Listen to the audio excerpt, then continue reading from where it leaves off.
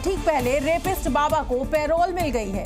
ये 4 साल में उसकी 12वीं पैरोल है, यानी हर साल 3 बार इस बाबा को पैरोल मिल जाती है।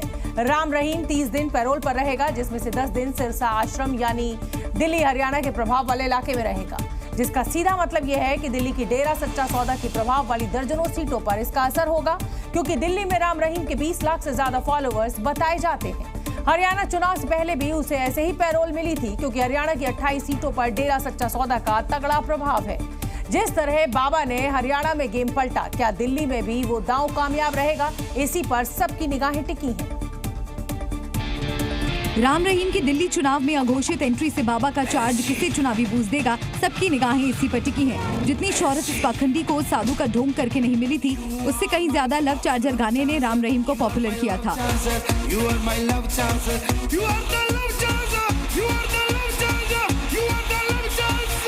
रियल लाइफ से रील लाइफ तक कई किरदार निभाने वाले इस बाबा को उम्र कैद के बाद एक नया किरदार मिला है, अलग अलग चुनावों का गेम चेंजर किरदार। अब दिल्ली चुनाव से ठीक पहले पैरोल का यही मतलब निकाला जा रहा है कि बाबा इलेक्शन में अपने डेरा अनुयायियों के दम पर किसी खास दल को बूस्ट देने वाला है। इसीलिए सवाल पैरोल पर भी है। पैरोल के अपने कार्यक्रम हैं और सरकार उसी के तहत वो काम करती है, किसी को भी ऐसी वो नहीं मिल सकती। यानी सरकार पैरोल के बदले बाबा के चुनावी रोल से इनकार कर रही है, लेकिन डेरा सूत्रों के अनुसार बाबा के अनुयायियों की संख्या 1 करोड़ 25 लाख है। डेरा की 38 शाखाओं में से 10 अकेले दिल्ली या इसके आसपास स्थित हैं। यानी बाबा के जरिए सियासत को चार्ज करने का इंतजाम हो चुका है। बस इंतजार है बाबा के मैसेज का, जिसके एक संदेश पर अनुयायी बिना सवाल चुनावी ग्राउंड पर गेम बदलने उतर जाते हैं। दिल्ली में राम रहीम फैक्टर क्या असर डालेगा, इसे आप हरियाणा के नतीजों से समझ सकते हैं। मैं आपको बता दूं कि डेरा समर्थकों का गढ़ माने जाने वाली कुल 28 विधानसभा सीटें हरियाणा में है और इन 28 में से 15 सीटों पर कांग्रेस, 10 पर भाजपा और 2 पर इनेलो ने जीत हासिल की, जबकि 1 सीट पर निर्दलीय जीता। राम रहीम के प्रभाव वाली इन सीटों पर कांग्रेस को 53.57% वोट मिला, बीजेपी को 35.71%, जबकि इनेलो 7% वोट हासिल करने में कामयाब रहा। अब आप खेल समझिए। हरियाणा में बीजेपी सरकार थी, लेकिन विरोध कांग्रेस ने भी नहीं किया था। यानी बाबा के चुनावी चार्जर से सबको थोड़ा थोड़ा बूस्ट जरूर मिलता है, इसकी उम्मीद तो कम से कम रहती ही है।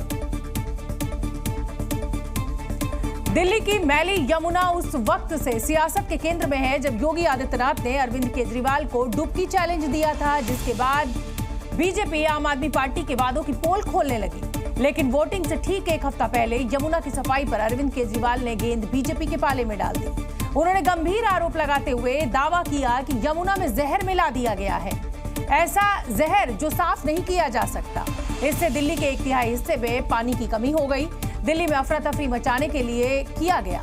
दिल्ली के लोग मरे और इसका दोष आम आदमी पर आए। भारतीय जनता पार्टी की हरियाणा सरकार यमुना में छोड़ रही है, दिल्ली में जहरीला पानी छोड़ रही है। आम आदमी पार्टी के आरोप गंभीर है, तो हरियाणा की बीजेपी सरकार भी कहां चुप बैठने वाली थी। आम आदमी पार्टी के इस जहरीले आरोप पर खुद हरियाणा के मुख्यमंत्री दिल्ली के चुनावी संग्राम में कूद पड़े और एक-एक आरोपियों पर बेबाकी से सवाल दाग दिए।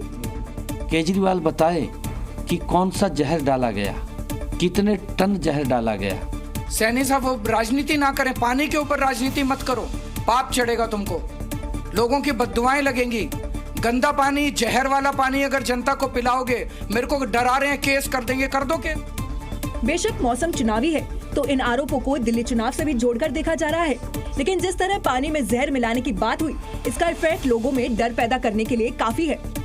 देखिए, पानी गंदा क्योंकि आपने किया है और कई दिनों से दिल्ली में पानी नहीं मिल रहा है लोगों को, उसके लिए आप इतना बड़ा झूठ बोल दें कि जहर क्योंकि आ रहा था, हम जहर की सफाई कर रहे थे। ये तो बहुत बड़ा क्राइम है। इलेक्शन कमीशन को इसके ऊपर में कार्रवाई करना चाहिए, अरविंद केजरीवाल को अरेस्ट करना चाहिए, उसका नॉमिनेशन को कैंसिल करना चाहिए। खैर, दिल्ली के चुनाव में यमुना की सफाई वाले दाव से पिछले चुनाव में आम आदमी पार्टी को बम्पर फायदा हुआ था, लेकिन इस बार बीजेपी इस मुद्दे पर एंटी इनकम्बेंसी वाला दाव खेल चुकी है। तो मैली यमुना की लड़ाई में एक बार फिर योगी आदित्यनाथ की अब एंट्री हो चुकी है। उन्होंने एक बार फिर अरविंद केजरीवाल को घेरने के लिए यमुना की सफाई का मुद्दा उठाया है और बताया कैसे दिल्ली की गंदी यमुना का असर उत्तर प्रदेश पर हो रहा है। यानी पहले केजरीवाल को डुबकी लगाने की चुनौती दी, तो अब इस लड़ाई को योगी आदित्यनाथ ने आम आदमी पार्टी के पाप से जोड़ते हुए दिल्ली बनाम उत्तर प्रदेश पर शिफ्ट कर दिया। आम आदमी पार्टी सरकार के पाप की भुगतान शुभ होगी। हमारे मथुरा, वृंदावन, आगरा वासियों को भी और वहां आने वाले श्रद्धालुओं को भी होना पड़ रहा है। यमुना पर जारी सियासत के बीच योगी आदित्यनाथ ने अपने बयान से इस मुकाबले को और रोचक बना दिया है।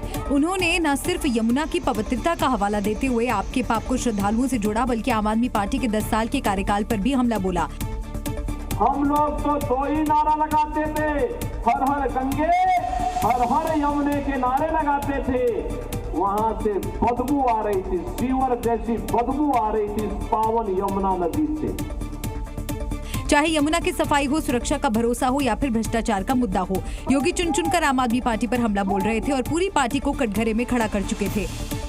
न केवल इनके नेता बल्कि आम आदमी पार्टी स्वयं भी आज के दिन पर भ्रष्टाचार के अपराधी बनकर के कटघरे में खड़ी हुई है।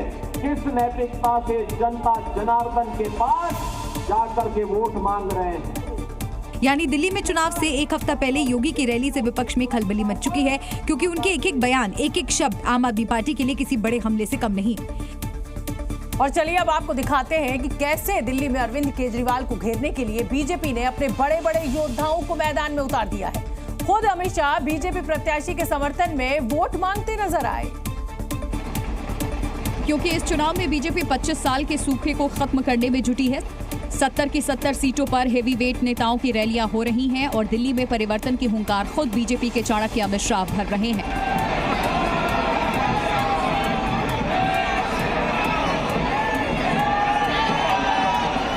दिल्ली चुनाव के लिए अमित शाह के मेगा शो में हजारों लोगों की भीड़ दिखी। दिल्ली की गलियां भगवा रंग में रंगी नजर आई और ढोल नगाड़ों पर बीजेपी के कार्यकर्ता उत्सव मनाते दिखे।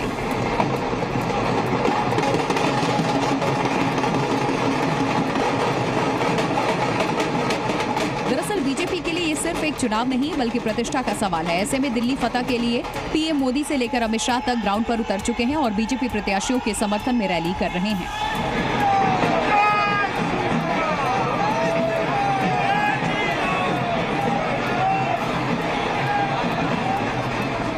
विधानसभा चुनाव में प्रचार के लिए अब 7 दिन शेष बचे हैं। इन अंतिम 7 दिनों में सत्ता हासिल करने के लिए बीजेपी पूरी ताकत झोंक चुकी है। मतदान से पहले प्रचार के लिए बचे इन आखिरी दिनों में बड़े नेता, बड़े सितारे रण में उतर रहे हैं ताकि 8 फरवरी को पार्टी के पक्ष में परिणाम आ सके। दिल्ली में दूल्हा कौन, ये सवाल अब सियासी बवाल बन गया है। थोड़ा वक्त लगा लेकिन बीजेपी ने आम आदमी पार्टी के स्लोगन पर ऐसा पलटवार किया कि बात सीधे दिल्ली वालों के दिल में चुभ गई।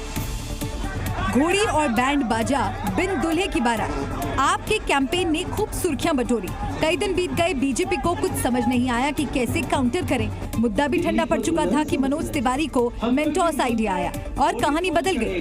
दिल्ली को घोड़ी समझते हैं। जब से मैं देखा हूँ आम आदमी पार्टी का पोस्टर कि कौन चढ़ेगा घोड़ी, दिल्ली को जो घोड़ी समझते हैं हमें जवाब देना है उनको, क्योंकि दिल्ली हमारे लिए घोड़ी या दुल्हन नहीं, हमारे लिए माँ है। यानी दिल्ली को घोड़ी और सीएम को दूल्हा बताने वालों पर मनोज तिवारी ने वो पंच मारा कि मुद्दा सीधे माँ की अस्मिता से जुड़ गया। अब बीजेपी मिलकर माँ यानी दिल्ली को सजाएगी। दिल्ली हमारी माँ है। मेरे लिए दिल्ली है माँ जैसी, माँ को मिलके सजाएंगे। छतरपुर से करतार को जिता करके हम बीजेपी की दिल्ली में सरकार बनाएंगे। यानी दूल्हा कौन पूछने वाली टीम केजरीवाल को बीजेपी ने दिल्ली में मां का दीदार करा दिया और नया गाना लॉन्च कर बीजेपी ने मां दिल्ली से जीत का आशीर्वाद भी मांग लिया। मोदी की गारंटी पूरी होने की गारंटी है। ये गाना तो एक ट्रेलर है। अब मनोज तिवारी ने दिल्ली को मिलकर सजाएंगे थीम पर भी गाने का ऐलान कर दिया है। यानी पहले बैंड बाजा और बिन दूल्हे की बारात और अब चुनावी समर में सुरों का संग्राम छिड़ने वाला है।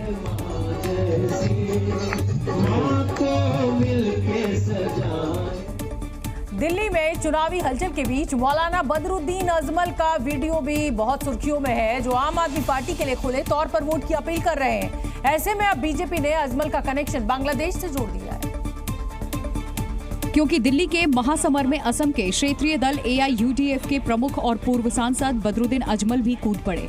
उन्होंने वीडियो जारी कर दिल्ली के धर्मनिरपेक्ष मतदाताओं से आम आदमी पार्टी के पक्ष में वोट करने की अपील की। तमाम दिल्ली के सेकुलर वोटरों से गुजारिश करता हूं कि मेहरबानी करके हालात बहुत मुल्क के हालात खराब होते जा रहे हो चुके हैं, इसलिए सेकुलर वोटों को बांटने न दें, बटने भी न दें और अपने सारे वोट जितना हो सके मुमकिन जमा के आम आदमी की पार्टी को दीजिए और केजरीवाल साहब को फिर से हुकूमत बनाने के मौका दीजिए। कमल विरोधी अजमल के इस बयान को बीजेपी ने बांग्लादेशी घुसपैठियों से जोड़ दिया। बीजेपी ने दावा किया, अब कुछ छुपा नहीं रह गया कि आम आदमी पार्टी बांग्लादेशी घुसपैठियों के बूते दिल्ली का चुनाव जीतने में लगी हुई है। मैं देश और दिल्ली की जनता को बताना चाहता हूं कि मौलाना बदरुद्दीन अजमल की पार्टी AIUDF बांग्लादेशी घुसपैठियों की समर्थक पार्टी मानी जाती है।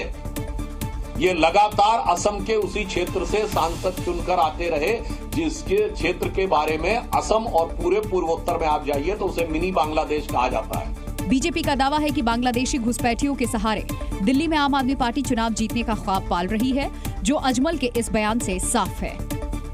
दिल्ली विधानसभा में AIMIM उम्मीदवार और दिल्ली दंगों में आरोपी ताहिर हुसैन को सुप्रीम कोर्ट से बड़ी राहत मिली है। सुप्रीम कोर्ट ने ताहिर हुसैन को चुनाव प्रचार के लिए कस्टडी पैरोल दी है। सुप्रीम कोर्ट ने दिल्ली की मुस्तफाबाद विधानसभा सीट के AIMIM उम्मीदवार ताहिर हुसैन की अंतरिम जमानत याचिका पर सुनवाई की और उसे 29 जनवरी से 3 फरवरी तक कस्टडी पैरोल देने का फैसला सुनाया। पैरोल के दौरान ताहिर हुसैन पुलिस की कस्टडी में रहकर चुनाव प्रचार कर पाएगा। सुप्रीम कोर्ट के आदेश के मुताबिक ताहिर हुसैन प्रचार के लिए हर रोज 12 घंटे जेल से बाहर रह पाएगा। कस्टडी पैरोल के दौरान अपनी सुरक्षा का खर्च खुद उठाना होगा। इस दौरान ताहिर हुसैन की सुरक्षा में करीब 2 लाख रुपए खर्च आएगा। पैरोल के दौरान ताहिर हुसैन को अपने करावल नगर वाले घर जाने की भी इजाजत नहीं होगी। पैरोल के दौरान ताहिर हुसैन अपने खिलाफ पेंडिंग केस पर भी कोई बयान नहीं दे पाएगा। दिल्ली चुनाव में बीजेपी, कांग्रेस और आम आदमी पार्टी के बीच है, लेकिन ओवैसी की पार्टी ने ताहिर हुसैन समेत 2 उम्मीदवारों को दिल्ली के चुनावी मैदान में उतारा है। इधर राहुल गांधी दिल्ली में अपने MDH फॉर्मूले से चुनावी तड़का लगाने के लिए मैदान में उतर चुके हैं। कांग्रेस इस बार दिल्ली में दलित वोट बैंक को साधने पर फोकस कर रही है, जिसकी कमान अब खुद राहुल गांधी ने संभाली है। वो अपनी रैली से पहले वाल्मीकि मंदिर पहुंचे, जहां से दलित और हिंदुत्व का संदेश राहुल गांधी ने दिया। राहुल गांधी के इस कदम को जमीनी स्तर पर राजनीति करने की कोशिश के रूप में देखा जा रहा है। वो चुनावी मैदान में उतरने से पहले लोगों से सीधे जुड़ने की कोशिश कर रहे हैं और दलित समुदाय के हक और सम्मान के लिए संवाद कर रहे हैं। अपने चुनावी अभियान की शुरुआत से पहले राहुल गांधी वाल्मीकि मंदिर गए, जहां उन्होंने पूजा अर्चना की। इस दौरान राहुल गांधी ने मंदिर में दर्शन किए और दलित वर्गों के प्रति अपनी प्रतिबद्धता को दोहराया। संविधान से पहले इस देश में गरीबों के कोई अधिकार नहीं थे, दलितों के कोई अधिकार नहीं थे, पिछड़ों के कोई अधिकार नहीं थे, आदिवासियों के कोई अधिकार नहीं थे। राहुल गांधी जानते हैं दलित वोट बैंक को साधने के लिए मंच से ज्यादा ग्राउंड लेवल पर संवाद ज्यादा प्रभावशाली होगा। ऐसे में वो नई दिल्ली विधानसभा क्षेत्र में दलित बस्ती गए, लेकिन उनकी नजर करीब 18% दलित वोट बैंक पर थी। दिल्ली में 12 सीट आरक्षित हैं और करीब 20 सीटों पर दलित वोटर निर्णायक भूमिका में है। इतना ही नहीं, दिल्ली की सियासत में कटु सत्य है, आरक्षित सीट पर जिसकी जीत उसके हाथ में सत्ता। और इसी उम्मीद से अब राहुल गांधी दलित की राह पर आगे बढ़ चुके हैं। दिल्ली चुनाव में पंचायत वेब सीरीज के उस किरदार की भी एंट्री हो गई है जो काफी लोकप्रिय हुआ था। कांग्रेस देख रहा है विनोद के जरिए बीजेपी और आम आदमी पार्टी के वादों पर चुटकी ले रही है। इस वीडियो को कांग्रेस के ऑफिशियल सोशल मीडिया हैंडल से जारी किया गया है, जिसकी शुरुआत में आम आदमी पार्टी और बीजेपी के भाषण का जिक्र है। बीजेपी की सरकार बनेगी। ये देख रहा है विनोद, कैसे भाषणबाजी हो रहा है। हाँ भैया जी, पंचायत वेब सीरीज के किरदार को एनिमेशन के जरिए फिल्माया गया है और अरविंद केजरीवाल के पेरिस वाले बयान पर तंज कसा जा रहा है। बनाएगा भैया, इतना बड़ा बड़ा गड्ढा है सड़क पे।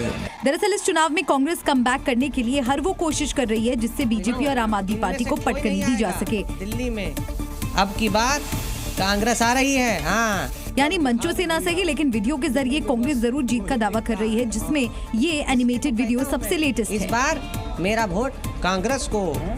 बिहार में इसी साल विधानसभा चुनाव होना है और उससे पहले कांग्रेस अपना कुनबा बढ़ाने में लगी है। दिल्ली में बिहार के कई दिग्गज नेताओं ने कांग्रेस का दामन थाम लिया है। विधानसभा चुनाव से पहले कांग्रेस का ये एक बड़ा दांव माना जा रहा है। और कांग्रेस में शामिल होने वाले प्रमुख चेहरों में भगीरथ मांझी भी शामिल थे, जो माउंटेन मैन के नाम से मशहूर दशरथ मांझी के बेटे हैं। दशरथ मांझी ने अपने दृढ़ संकल्प और मेहनत से पहाड़ काटकर रास्ता बनाया था और अब उनके बेटे भागीरथ मांझी कांग्रेस के साथ जुड़कर सामाजिक न्याय के लिए काम करना चाहते हैं। तैयार है, शानदार, जबरदस्त, जिंदाबाद। राहुल गांधी बहुत अच्छा नेता है, उससे हम मिलकर वातावरण किए हैं। हमारा मन पसंद समान किए उन लोग, उसी वजह से हम लोग ही राहुल गांधी से साथ हैं। भागीरथ मांझी के अलावा कुम्हार समाज के नेता मनोज प्रजापति, पूर्व राज्यसभा सांसद अली अनवर, आम आदमी पार्टी नेता निशांत आनंद, बीजेपी नेता निगहत अब्बास समेत कई नेताओं ने कांग्रेस की सदस्यता ग्रहण की। दरअसल बिहार की कुल जनसंख्या में ओबीसी आबादी 27%, अनुसूचित जाति की कुल आबादी 20% और अनुसूचित जनजाति की आबादी करीब 2% है। भागीरथ मांझी, अली अनवर समेत मनोज प्रजापति नेता महादलित, अल्पसंख्यक और पिछड़ा समाज से ताल्लुक रखते हैं। लिहाजा कांग्रेस में दलित समाज के नेताओं को शामिल करके पार्टी विधानसभा चुनाव की तैयारियों का संदेश दे रही है। महाकुंभ पर खरगे का बयान और सियासी घमासान। अब हरियाणा के मंत्री अनिल विज ने कांग्रेस अध्यक्ष से कान पकड़कर माफी मांगने की डिमांड कर दी है। महाकुंभ, जिसे सनातन आस्था का संगम कहा जाता है, लेकिन करोड़ों सनातनियों की आस्था पर सवाल खड़े कर सियासत चमकाने की चाहत में ऐसे बयान सामने आते हैं जो न सिर्फ जन आस्था के खिलाफ हैं। यही वजह है कि मल्लिकार्जुन खड़गे के विवादित बयान पर हरियाणा सरकार में मंत्री अनिल विज फायर नजर आए। कांग्रेस पार्टी के अध्यक्ष मल्लिकार्जुन खड़गे जी ने जो 144 वर्षों के बाद संगम तीर्थ स्थान पर महाकुंभ लगा है, उसमें डुबकी लगाने वालों पर तंज कस के हिंदू धर्म का अपमान किया है। मल्लिकार्जुन खड़गे जी को सारे हिंदू समाज से कान पकड़कर माफी मांगनी चाहिए। दरअसल खड़गे ने एक दिन पहले अमित शाह के संगम में डुबकी के बहाने महाकुंभ पर सवाल खड़े कर दिए थे। अब बताइए, अरे जब बच्चा भूखा मर रहा है, बच्चा स्कूल में नहीं जा रहा है, मजदूरों को मजदूरी नहीं मिल रही है, जब ये है तो ये लोग जाकर हजारों रुपए खर्च करके कंपटीशन पे डुबकियां मार रहे हैं। बस इसी बयान के बाद बवाल मचा है। अब बीजेपी से हिंदुओं के अपमान से जोड़ रही है और खड़गे से माफी मांगने को कह रही है। महाकुंभ में धर्म संसद से वक्फ के खिलाफ उठी आवाज ने फारूक अब्दुल्ला को बेचैन कर दिया और अब फारूक अब्दुल्ला अल्लाह पर भरोसे की बात कर रहे हैं। वो कह रहे हैं कि वक्फ रहे ना रहे, अल्लाह का नाम नहीं मिटाया जा सकता। सनातन बोर्ड के गठन का ऐलान और वक्फ के खिलाफ संतों के फरमान ने भाईजान के सीने में वो दर्द दिया कि अल्लाह याद आने लगे। पहले कई मौलवी और मुल्ला के बयान आए और अब तो फारूक अब्दुल्ला भी सामने आ गए, जिनकी बातों में सनातन हुकार की टीस साफ झलक रही है। अल्लाह मालिक है, वही मालिक है, वही वक्फ को भी बचाएगा। वक्फ को कुछ भी करने का चाहे करें, मगर अल्लाह के नाम को मिटा नहीं सकते, उसके पैगंबर के नाम को मिटा नहीं सकते। मिटाएं जो भी मिटाना होगा। फारूक अब्दुल्ला का दर्द उस धर्म संसद के बाद उठा जब संतों ने वक्फ के खिलाफ हुंकार भरी थी। वक्फ बोर्ड ने कहा कि ये जहाँ कुंभ हो रहा है ये पूरी जगह हमारी है, ये वक्फ बोर्ड की है, प्रयागराज वक्फ बोर्ड का है, गंगा वक्फ बोर्ड की है, जमुना वक्फ बोर्ड की है। तो हमको तो डर है कहीं एक दिन ऐसा न कह दे कि जिन्ना सर जिस दिन पाकिस्तान गए थे उस दिन कह के गए थे कि पूरा भारत ही हमारा है। बस इन्हीं बयानों के बाद फारूक अब्दुल्ला के लबों पर बेचैनी झलकने लगी और अब्दुल्ला ये कह गए कि इंशाल्लाह मुसलमान फिर उठेगा। क्योंकि हमारी हालत इसलिए खराब है क्योंकि हम अल्लाह से बहुत दूर हैं। हम मुसलमान नाम के हैं, अमल के मुसलमान नहीं हैं। जिस दिन हमारी अमल ठीक हो जाएगी और अल्लाह पे पूरा भरोसा होगा कि वही है, वही था, वही रहेगा, बाकी सारा मिट जाएगा, तो इंशाल्लाह मुसलमान फिर से उठेंगे। अब ये तो फारूक अब्दुल्ला ही जाने कि मुसलमान फिर कब उठेगा और कहां उठकर चलेगा, लेकिन एक बात तो साफ है कि वक्फ के खिलाफ संतों की हुकार ने कई मौलानाओं के कलेजे में चित्कार पैदा कर दी है। देश के सामने बांग्लादेशी और रोहिंग्या घुसपैठ पर एक बड़ी समस्या पैदा हो गई है। कट्टरपंथियों की एक जमात दिल्ली से महाराष्ट्र तक फैली हुई है और ऐसे में अब बांग्लादेशियों के खिलाफ पहचान बताओ, इनाम पाओ अभियान की शुरुआत की गई है। और महाराष्ट्र के उल्लासनगर में बड़े बड़े पोस्टर लगाए गए हैं जिसमें बांग्लादेशियों को गिरफ्तार करवाने पर इनाम की घोषणा की गई है। एक बांग्लादेशी को पकड़वाने पर 1111 रुपए का इनाम रखा गया है। दरअसल मुंबई में अभिनेता सैफ अली खान पर हमले के बाद बांग्लादेशियों को चुन चुन कर पुलिस गिरफ्तार कर रही है। पिछले कुछ दिनों में महाराष्ट्र के उल्लासनगर में 12 बांग्लादेशी नागरिकों को गिरफ्तार किया गया है। ऐसे में सामाजिक कार्यकर्ता भी घुसपैठियों के खिलाफ अभियान चला रहे हैं। कि भी अपने आस पड़ोस में अगर कोई बांग्लादेशी रहता है, उसकी सूचना हमारे जनसंपर्क कार्यालय में या पुलिस स्टेशन में दी जाए। जो जानकारी देगा उसकी नाम गुप्त रखा जाएगा और जानकारी देने वाले को उल्लासनगर शहर प्रमुख फुल्ला महाराज की तरफ से 1111 का इनाम दिया जाएगा। इतना ही नहीं, होटल दुकानदार और ठेकेदारों को भी किसी स्टाफ को काम पर रखने से पहले उसकी जांच पड़ताल की अपील की जा रही है ताकि महाराष्ट्र में पहचान बदल कर रह रहे बांग्लादेशियों को दबोचा जा सके। राजस्थान के कोटा में अतिक्रमण के खिलाफ प्रशासन का बुलडोजर गर्जा। यहां प्रशासन ने एक हिस्ट्री शीटर के खिलाफ एक्शन लेते हुए उसके घर को पूरी तरह मिट्टी में मिला दिया। और आरकेपुरम थाना इलाके में बुलडोजर कार्रवाई कोटा पुलिस और वन विभाग की टीम ने मिलकर की, जिसका वीडियो भी सामने आया। वीडियो में और वहां से आई जो तस्वीरें सामने आई उसमें जिधर नजर जाए उधर मलबे का ढेर दिखाई दिया। चारों तरफ कंक्रीट का मलबा नजर आया। हिस्ट्री शीटर बदमाश और उसके साथी के घर पर बुलडोजर एक्शन को देखने के लिए लोगों की भीड़ जमा हो गई।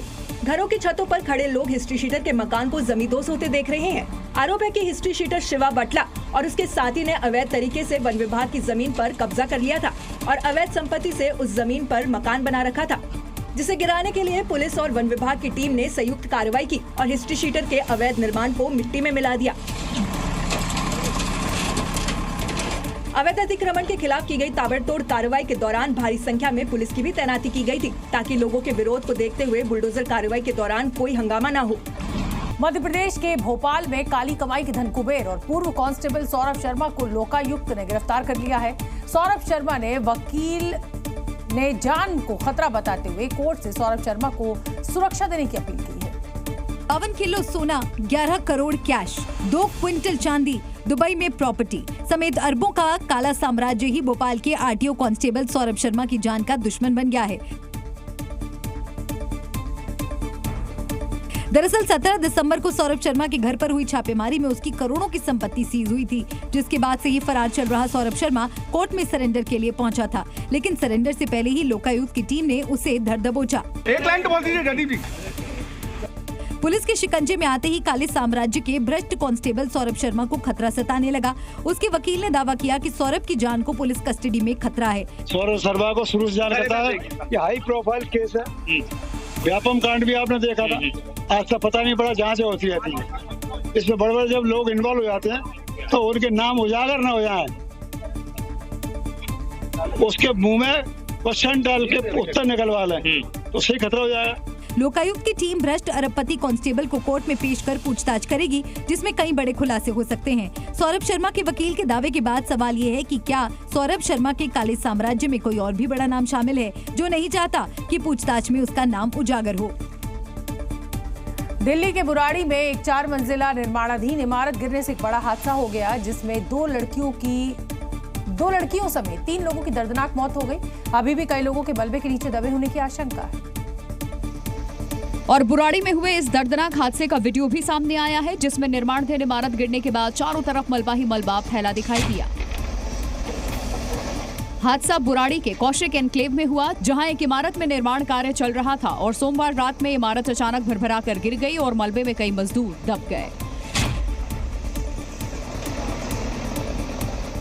बताया जा रहा है कि ये इमारत पिछले 1 साल से बन रही है, जिसमें फिनिशिंग का काम चल रहा था और यहाँ करीब 20 से 22 परिवार रह रहे थे। इमारत के जमींदोज होते वक्त उसका मलबा पास के मकान पर गिरा और वहाँ रह रहे लोग भी इसकी चपेट में आ गए। हादसे की जानकारी के बाद NDRF, fire service, Delhi police समेत सभी एजेंसियां रेस्क्यू ऑपरेशन करने में लगी हैं। वहीं निर्माणाधीन इमारत के गिरने की वजह का पता लगाने के लिए जांच के आदेश दे दिए गए हैं। उत्तर प्रदेश के बागपत जिले में जैन समाज के कार्यक्रम में दर्दनाक हादसा हो गया। यहां जैन निर्वाण महोत्सव के कार्यक्रम का मंच अचानक गिर गया और इस हादसे में 7 लोगों की जान चली गई।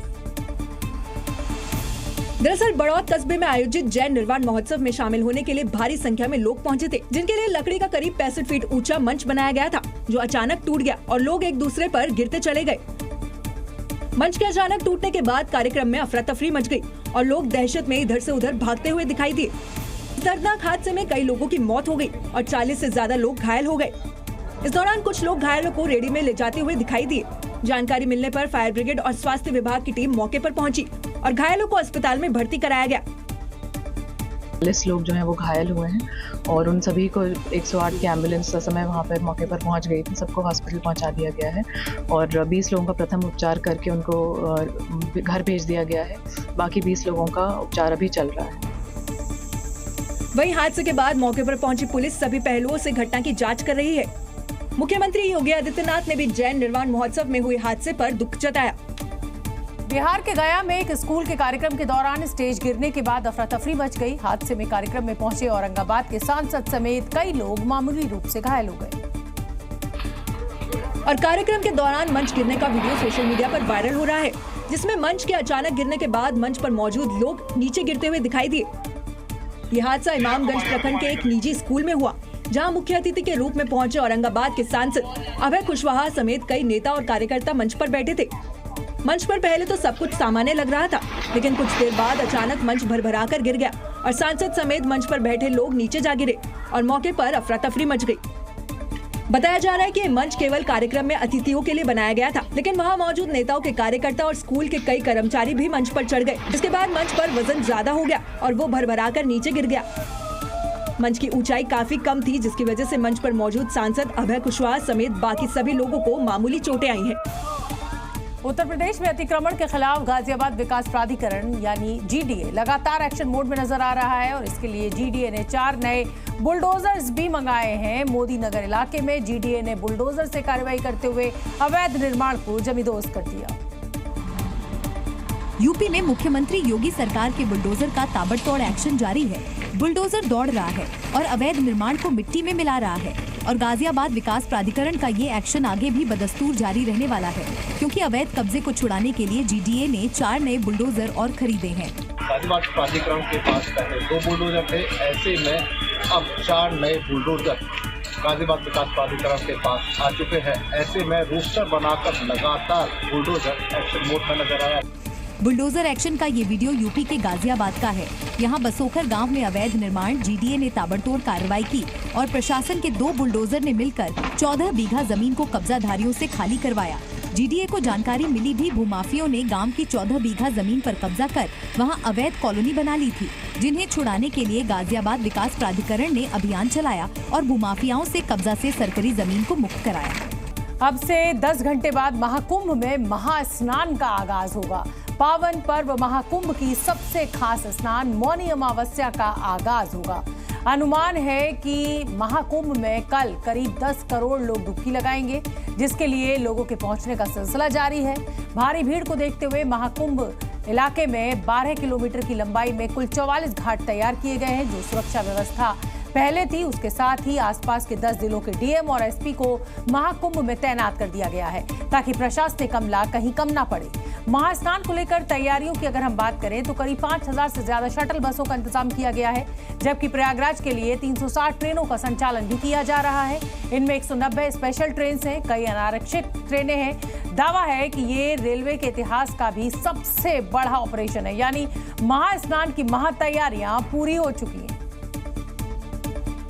तैयारियां ऐसी कि पूरी सरकार और पूरा प्रशासनिक अमला महाकुंभ में जुट गया। 10-12 करोड़ लोग आने की हमारी उम्मीद है। हमने सारे इंतजाम किए हुए हैं, सारी व्यवस्थाएं की हुई हैं। ट्रैफिक मैनेजमेंट से लेकर के आर्टिफिशियल इंटेलिजेंस वाले कैमरे, पीने के पानी के लिए वाटर एटीएम। महाकुंभ के 16 दिन और करीब 14 करोड़ श्रद्धालुओं की संगम पर डुबकी, जिस इतिहास को लिखने में 16 दिन लग गए। कल यानी मौनी अमावस्या पर एक ही दिन में ये रिकॉर्ड दर्ज होगा, जब 10 करोड़ लोग संगम पर डुबकी लगाएंगे। एक रात पहले ही पूरा महाकुंभ श्रद्धालुओं से खचाखच भर चुका है। आसमान से ली गई ये तस्वीरें गवाही दे रही हैं कि कोई भी सनातनी इस शुभ अवसर को खोना नहीं चाहता। हर हर गंगे बोल बोल, हर हर गंगे, हर हर गंगे, हर हर गंगे बोल, हर हर गंगे, हर हर गंगे, हर हर गंगे बोल, लगा के डुबकी गंगा में मन की आंखें खोल।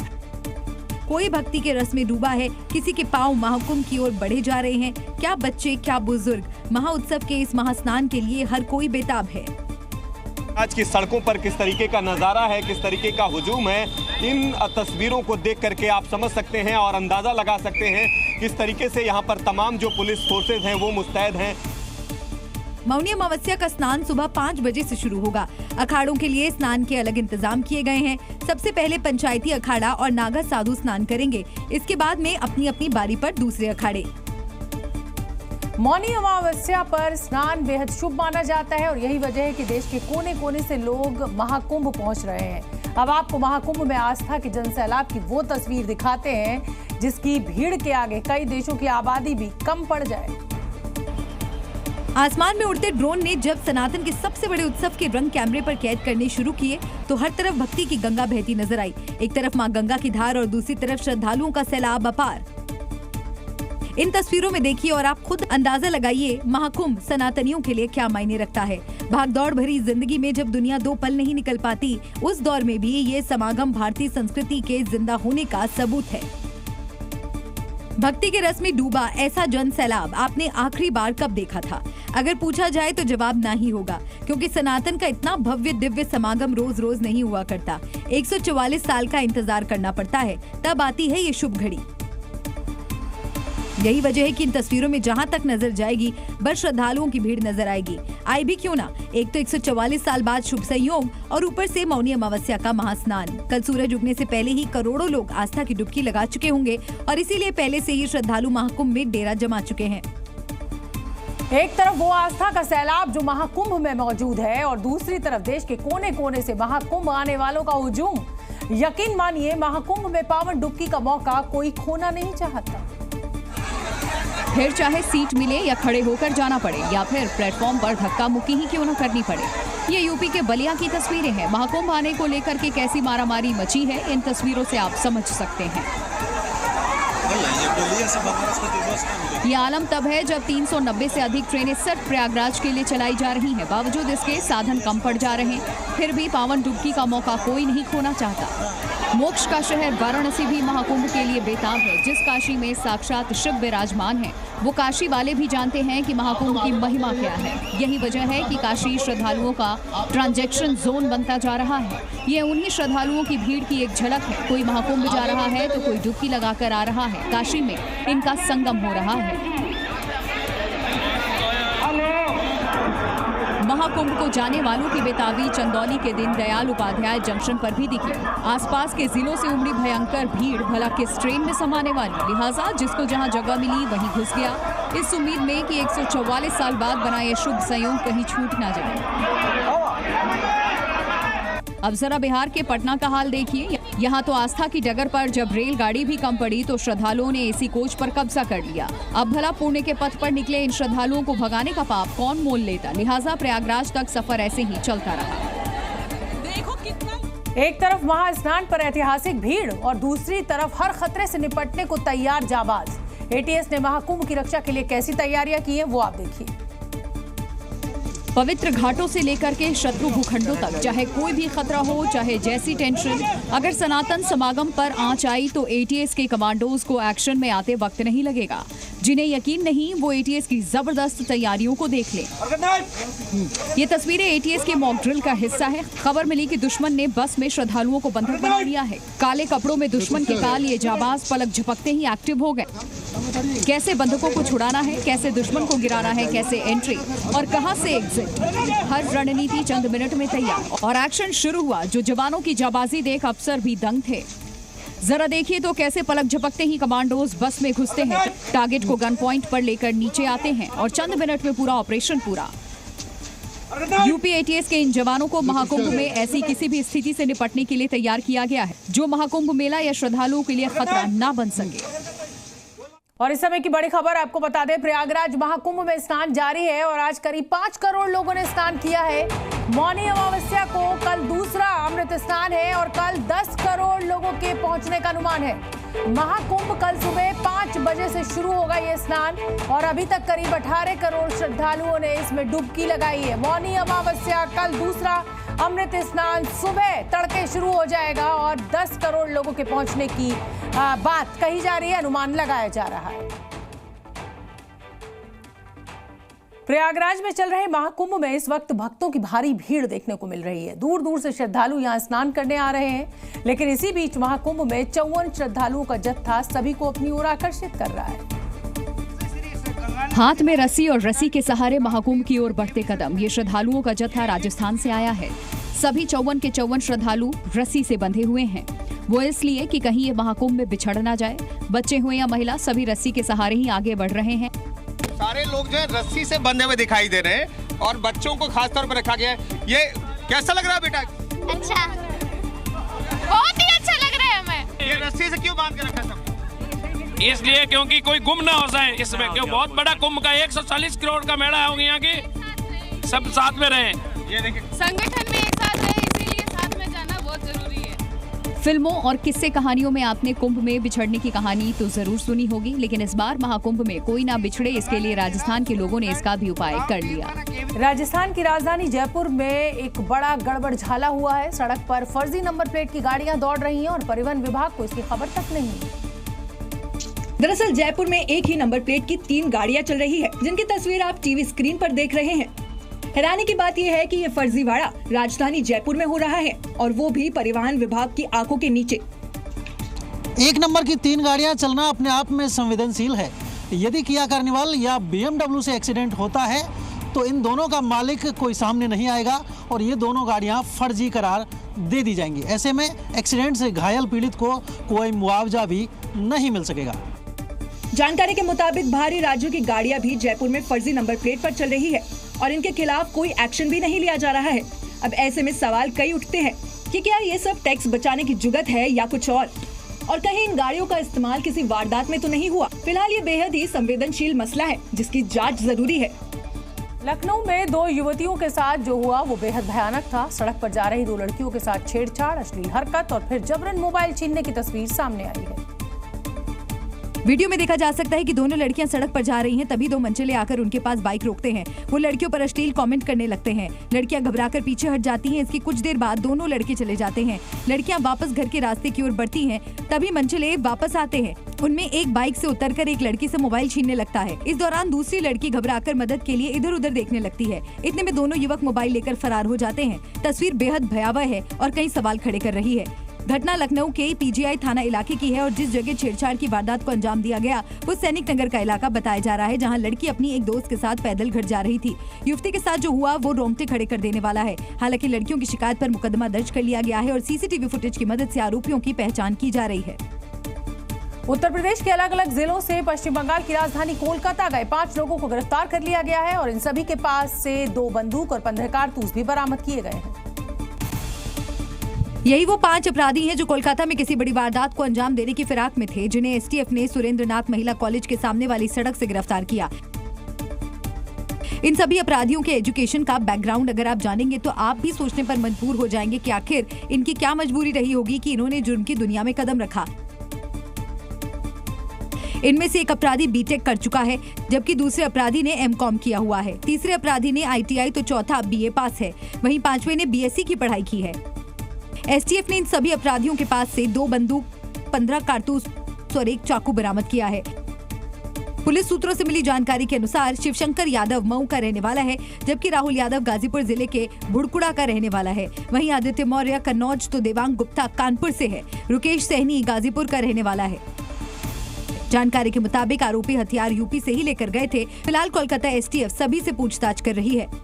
उत्तर प्रदेश के मुरादाबाद से किडनैपिंग का एक हैरान करने वाला मामला सामने आया। पिता के साथ शॉपिंग करने आए बच्चे का मॉल के अंदर से अपहरण हो गया, लेकिन पुलिस ने जब तफ्तीश की तो होश उड़ाने वाला सच सामने आया। क्योंकि किडनैपिंग किसी दुश्मनी या फिरौती के लिए नहीं हुई थी, बल्कि किडनैपर बच्चे की मां और उसका प्रेमी निकला। तस्वीरों में देखा जा सकता है कि बच्चा अपने परिवार के साथ मॉल में मौजूद है। तभी एक महिला और आदमी आते हैं और बच्चे को जबरन उठाकर ले जाते हैं। शॉपिंग मॉल में इस तरह का सीन देख सब दंग थे, लिहाजा फौरन पुलिस को खबर दी गई। पुलिस भी बच्चे की किडनैपिंग की खबर सुन एक्टिव हो गई, लेकिन तफ्तीश में पता चला कि किडनैप करने वाली महिला बच्चे की असली मां है। दरअसल लाइबा नाम की महिला कुछ साल पहले अपने प्रेमी दीपक के साथ फरार हो गई थी, लेकिन बच्चा पहले पति के पास ही छूट गया था। तभी से महिला अपने बेटे को वापस ले जाने के तरीके ढूंढ रही थी और तंग होकर उसने किडनैपिंग का प्लान बनाया। महिला बच्चे का पीछा करते हुए मॉल तक पहुंच गई। शॉपिंग मॉल में चॉकलेट खरीदी और सही मौका मिलते ही बच्चे को उठाकर भाग गई। हालांकि पुलिस ने पीछा किया, लेकिन तब तक आरोपी महिला और उसका प्रेमी दोनों फरार हो चुके थे। उत्तर प्रदेश के औरैया में एआरटीओ ने एक ट्रैक्टर पर कार्रवाई की है। जिस ट्रैक्टर को पकड़ा गया है वो पूरे क्षेत्र में अब चर्चा का विषय बना हुआ है। तो गौर से देखिए इस ट्रैक्टर और ट्रॉली को। ट्रैक्टर देखने में तो एकदम सामान्य लग रहा है, लेकिन इसकी ट्रॉली की बनावट बिल्कुल अलग है, क्योंकि इस ट्रॉली में ट्रेन का पहिया लगा हुआ है। जी हाँ, इस ट्रॉली में टायर के अंदर 2 ट्रेन के पहिए फिट किए गए हैं, जिसे देखने के बाद एआरटीओ के अधिकारी भी दंग रह गए। पूरा मामला औरैया के नेशनल हाईवे का है, जहां पर एआरटीओ सुदेश तिवारी किसी ऑफिशियल काम से जा रहे थे। तभी उनकी नजर एक ट्रैक्टर पर पड़ी जिसमें ट्रॉली लगी हुई थी, लेकिन उनकी बनावट थोड़ी अजीब सी थी। जब वाहन के पीछे साइड से जाकर देखा गया तो अधिकारी दंग रह गए, क्योंकि ट्रॉली में ट्रेन के पहिए लगे थे। ट्रॉली का वजन उसकी बनावट से बहुत अधिक था। ऐसे में एआरटीओ ने इस वाहन का 10,06,000 रुपए का चालान कर दिया। पकड़ा गया ट्रैक्टर राजस्थान का बताया जा रहा है, जो पिछले 5 सालों से यूपी में रेलवे ट्रैक पर गिट्टी बिछाने का काम कर रहा था। जांच में पता चला कि ट्रैक्टर का रजिस्ट्रेशन राजस्थान का था। ट्रैक्टर कृषि कार्य में रजिस्टर्ड था, लेकिन ट्रॉली का कोई रजिस्ट्रेशन नहीं था, इसीलिए इसका चालान किया गया। उत्तराखंड के उत्तरकाशी में एक गांव में आग लगने से हड़कंप मच गया और आग इतनी भीषण थी कि उसने आसपास के कई घरों को अपनी चपेट में ले लिया। और उत्तरकाशी के सामड़ी गांव में लगी इस भीषण आग का वीडियो भी सामने आया, जिसमें कई घर जलते हुए दिखाई दे रहे हैं। बताया जा रहा है कि इस गांव में अचानक आग लग गई और देखते ही देखते आग ने विकराल रूप ले लिया और कई घरों को अपनी चपेट में ले लिया। इस हादसे में एक बुजुर्ग महिला की भी जलकर मौत हो गई।